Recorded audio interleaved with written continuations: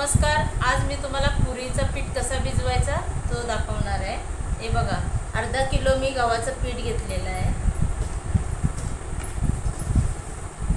त्याच्यामध्ये मी हे बघा 1 चमचा रवा घातलेला आहे। चवीपुरतं मीठ आहे। मीठ आपल्या चवीपुरतं घालायचं आहे। तर हे पूर्ण मिक्स करून घ्यायचं। 1 ग्लास पाणी घेतलेलं आहे। पीठ आपल्याला जास्त सैल करायचं नाही आहे, घट्टच करायचं आहे आणि अर्धा तास भिजत ठेवायचं आहे। हे बघा, आता आपण तेल घालून घेऊ। 1 चमचा तेल घालायचा छोटा।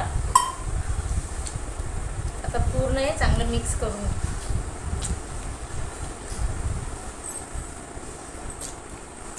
हे बघा, आता आपलं हे पुरीचं पीठ मळून झालेलं आहे। आता हे पुरी कशी आपण काही ना काही श्रीखंड पुरी बनवतो, आमरस पुरी बनवतो। तर आज माझा आमरस पुरीचा बेत आहे, म्हणून मी आता हे आज पुरीचं बनवून घेतलेलं आहे पीठ। हे बघा, आता आपलं हे पीठ पुरीचं तयार आहे। आता मी गोळे करून घेते।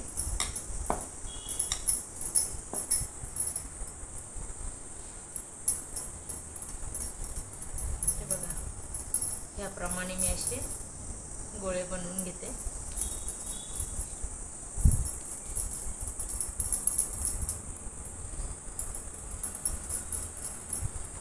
आपल्याला पाहिजे तर आपण बनवू आणि लगेच लाटायचं। हे तेलाचा हात लावलेला आहे पोटपाटाला। लाटण्याला पण थोडा तेलाचा हात लावून घ्यायचा।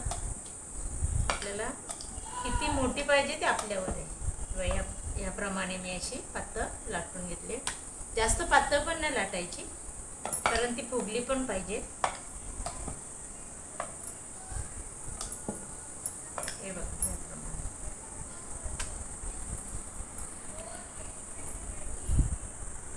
हे बघा, आता आपण तळून घेऊया।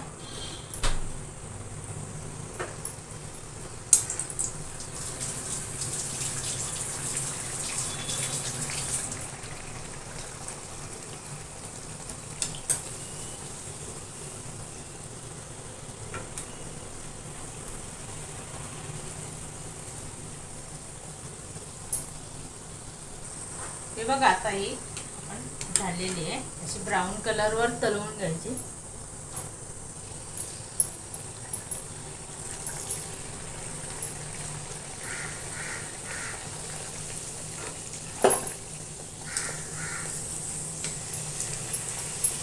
एक घातली तरी चालेल।